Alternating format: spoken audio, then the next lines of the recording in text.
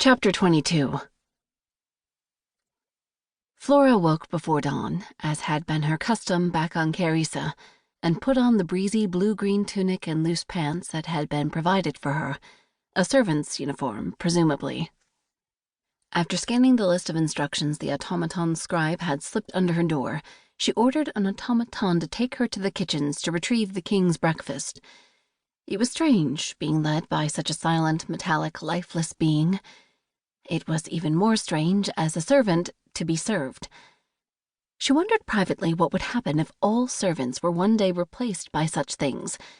But before she could wonder too much, the automaton stopped in front of a door, gave her a curt, mechanical bow, and puttered on down the hall and out of sight. A rich, spicy smell was emanating from behind a closed wooden door. But when Flora couldn't find a knob, she rang a little copper bell, and a rather confused-looking chef opened a slot in the door and peered out. "You're the handmaiden?" he asked. Yes," said Flora. "I'm here to get the king's breakfast." The chef nodded and disappeared. A moment later the door was pushed open, and Flora's arms were laden with 2 trays filled with plates, cups, saucers, a pot of tea, and a heavy-covered platter. "Here," said the cook, putting a napkin-wrapped parcel in her tunic pocket. "For you. Now go. The east wing, and turn left. 5th door. And hurry. The king is probably up by now." Obediently, Flora headed down the corridor to the east wing, counting doors as she went.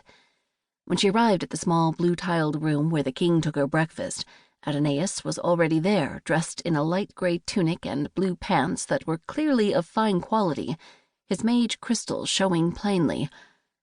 The king was dressed in crisp white linen with a fur vest, and she was listening intently to Adonais. "I was the shame of my family," Adonais was telling the king. "It's very, very rare for a lightning mage to be born.